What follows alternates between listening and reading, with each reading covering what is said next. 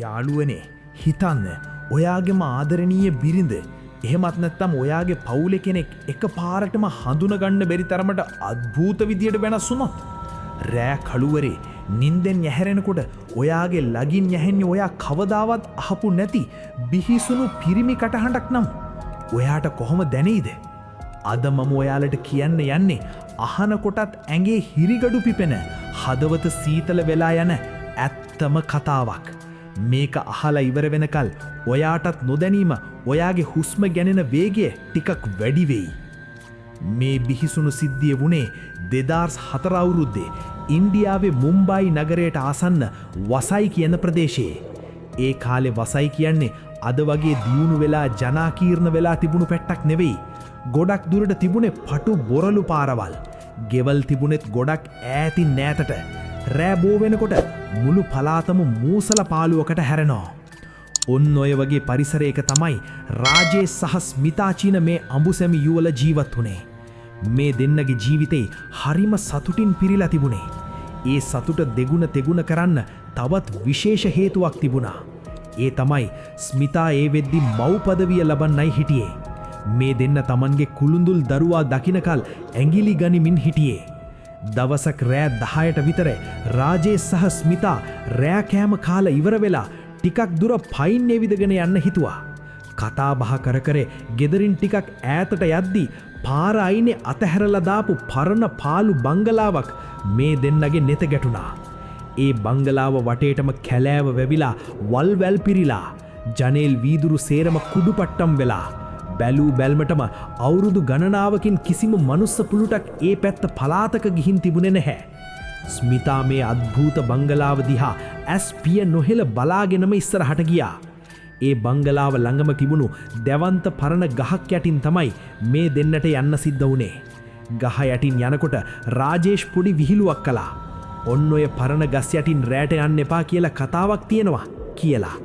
එදානම් මේක නිකම් සරල විහිළුවක් විතරයි.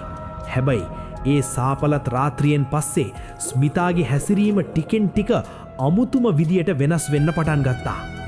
මුලින්ම රාජේෂ් හිතුවේ මේ ගැබිනි කාලේ ඇතිවෙන සාමාන්‍ය මානසික වෙනස්කම් වෙන්න ඇති කියලා. ඒ දවස් කීපයක් ගත වෙද්දී ස්මිතා සම්පූර්ණයෙන්ම වෙනස් කෙනෙක් බවට පත් වෙලා හිටියා. ඉස්සර වගේ hina වෙලා කතා බහ කරන්නේ නැහැ. පුංචි දෙයට දරුණු විදියට කේන්ති ගන්නවා. අඩුම තරමේ රාජේෂ්වත් ළඟට එන්න දෙන්නේ නැහැ. නමුත් මේ හැම දෙයකටම වඩා බිහිසුණුම දේවල් සිද්ධ වෙන්න පටන් ගත්තේ රෑ යාවයට. ගොඩක් දවස්වල රෑට ස්මිතා එකපාරටම මරහඬ දීගෙන බියෙන් ත්‍රස්ත වෙලා නිින්දෙන් ඇහැරෙනවා. එයා වෙවුල කියනවා කවුද කෙනෙක් මාව අල්ලනවා, කවුද කෙනෙක් මගේ ළඟින්ම ඉන්නවා කියලා. දවසක් එයා හොඳටම බය වෙලා රාජේෂ්ට කිව්වා මට දැනෙනවා කවුරු හරි මහ අදෘශ්‍යමාන බලවේගයක් මගේ ඇඟ උඩට නැගලා ඉන්නවා කියලා. රාජේෂ් හිතුවේ මේ නපුරු හීනයක් නිසා වෙච්ච දෙයක් කියලා ස්මිතාව සනසවන්න උත්සාහ කළා.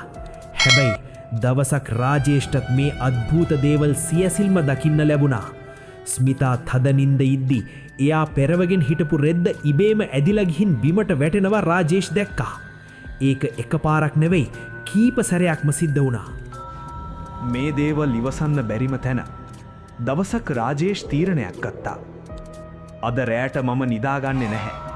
ස්මිතා දිහා ඇහැපිය නොහෙලා බලාගෙන ඉන්නම කියලා. එයා ස්මිතාගේ අතක් තදින් අල්ලගෙන නිදාගත්ත වගේ බොරුවට හිටියා. හැබැයි තත්පර කිහිපයක් යද්දී ස්මිතා එකපාරටම අසීමිත ශක්තියකින් රාජේෂ්ව ඈතට විසි වෙලා යන්න තල්ලු කරලා දැම්මා. රාජේෂ් ඇඳෙන් බිමට නොවැටී බේරුණේ 99. ඊළඟට සිද්ධ වෙච්ච දේ රාජේෂ්ගේ මුළු ජීවිත කාලයටම අමතක වෙන එකක් නැහැ. ස්මිතා කෙලින්ම ඇඳ උඩ හිටගෙන හිටියා. ඒ විතරක් නෙවෙයි එයාගේ කකුල් ඇඳෙන් ටිකෙන් ටික ඉහළට එසවෙන්න පටන් ගත්තා. ස්මිතා පාවෙමින් හිටියා. හරියට මේ වෙලාවේ ස්මිතාගේ මුවින් පිට වුණේ කාන්තාවකගේ කටහඬක් නෙවෙයි. අතිශය ගොරෝසු, බිහිසුණු, ගැඹුරු පිරිමි කටහඬක්. මගෙන් නෑත් වෙලා හිටපන්. මේ ගෑණි දැන් අයිති මට. මේකිගේ බඩේ ඉන්න එකාවත් මම මරලා දානවා.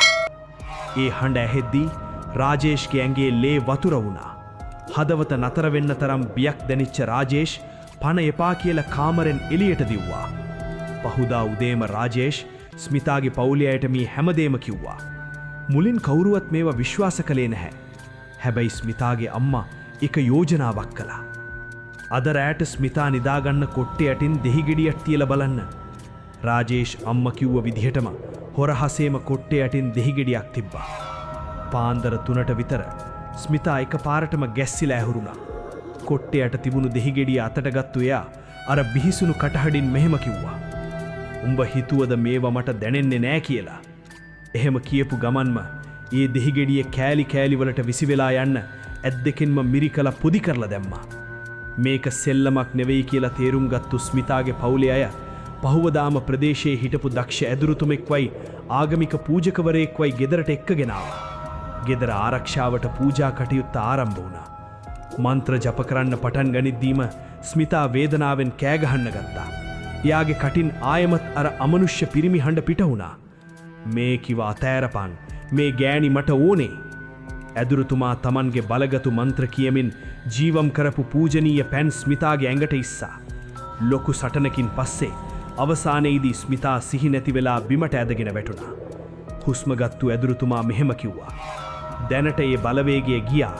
හැබැයි ඒක සම්පූර්ණයෙන්ම නැති වෙලා නැහැ. කාලයත් එක්ක ටිකෙන් ටික ස්මිතා සාමාන්‍ය තත්ත්වයට පත් වුණා.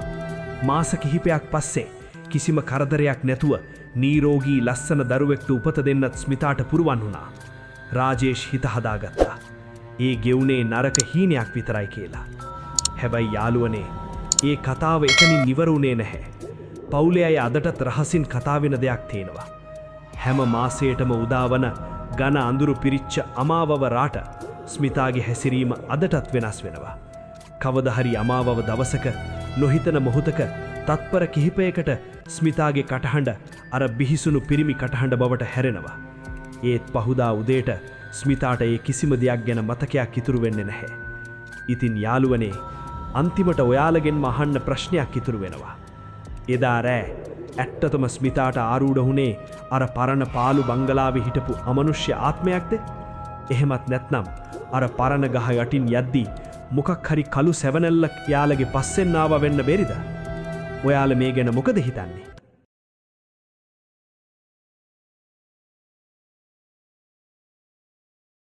ඉතින් යාළුවනේ, අද අපි කතා කරපු මේ කතාව ගැන ඔයාලට මොකද හිතෙන්නේ?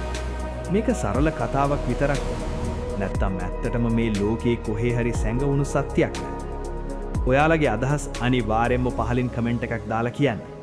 වීඩියෝ එක වැදගත් හෝ රසවත් කියලා හිතනවා නම් ලයික් එකක් දාන්නත් අමතක කරන්න එපා. ඒ වගේම මේ වගේ අභිරහස්, අඳුරු සහ සිත ඇද ගන්නා කතා දිගටම අහන්න කැමති නම් පොඩ්ඩ ඩාර්ක් ස්ටෝරි channel එක subscribe කරලා bell icon එකත් on කරලා තියාගන්න. එතකොට ඉදිරියේ එන වීඩියෝ ඔයාලට මුලින්ම බලන්න පුළුවන්. එහෙනම් අදට මම මෙතනින් නවතිනවා. ආයෙත් මේ වගේම අලුත් අභිරහස් කතාවක් එක්ක ඉක්මනින්ම හම්බ වෙමු. ඔයාලා හැමෝටම සුබ දවසක්.